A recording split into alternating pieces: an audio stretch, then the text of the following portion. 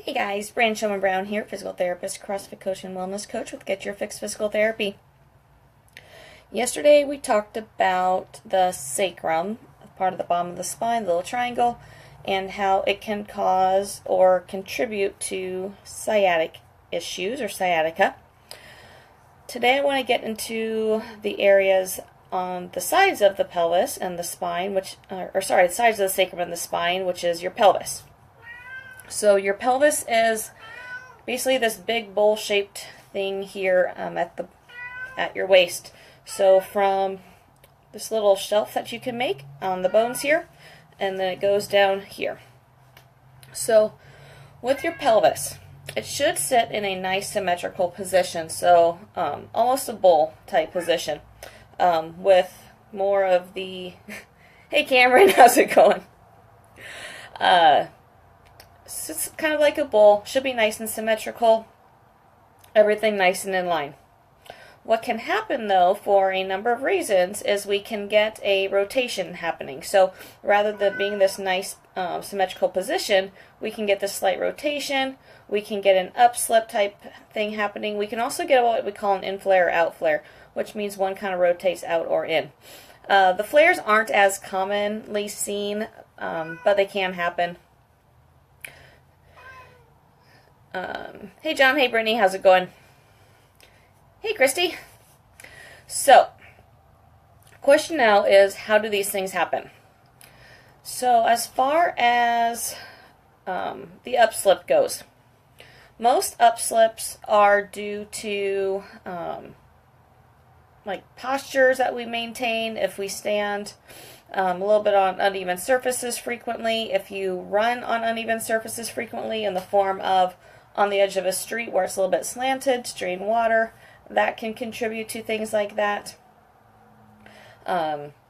Anything where you're just a little bit shifted. Anytime anyone is in some sort of boot after an ankle injury or surgery, that will very likely cause an upslip in there just because you've been shifted for so long. So there are a lot of reasons that those upslips happen. Those are kind of some of the main common ones.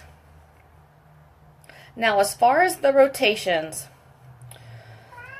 those are definitely due to postural habits that we maintain. So if you tend to cross one leg over the other more than switching it, then that is very likely to cause a rotation. So if you always cross your right leg over your left every time you're sitting, or anytime you do cross your leg, that is very likely going to contribute to a rotation.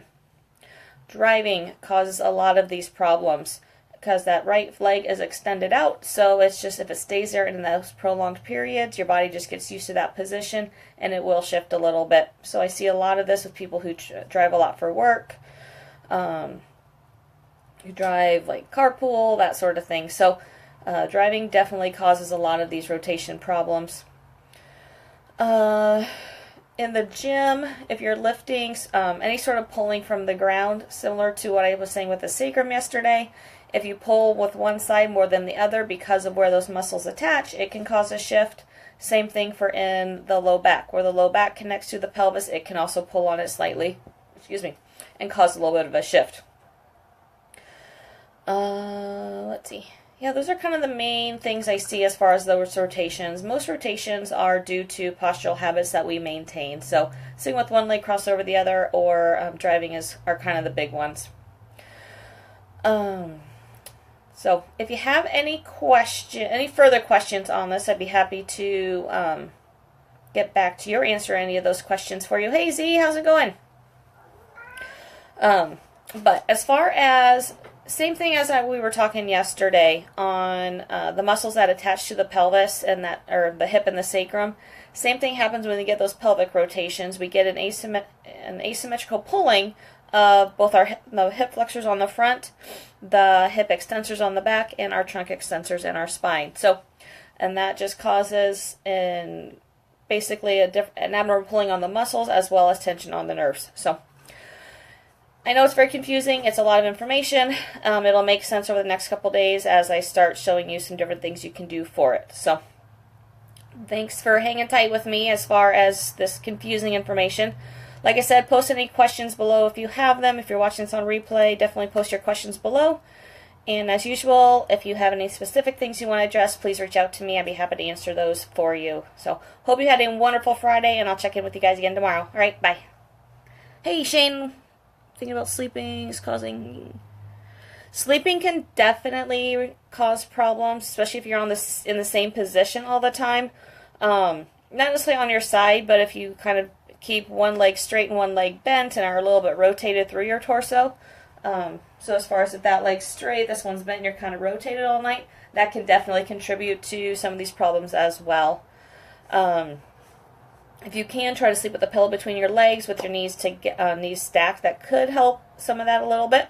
Otherwise, if you could get yourself to sleep on your back, that can help as well. So a couple things for you, just a couple tips there. Hey Ronnie, how's it going? Any other questions before I get off here? No, there's a slight delay, so I'll wait a couple seconds. Alright, cool. If you think of any other questions, definitely post them on here. I'll be happy to answer those for you. I thought you were. I saw you were going to therapy, so that's awesome. Keep working on it. Let me know if you have any questions, though. If you're getting stuck with your therapist, I'm happy to help you with some stuff. Yeah, so have a great night, guys. I'll talk to you guys again tomorrow. Alright, bye.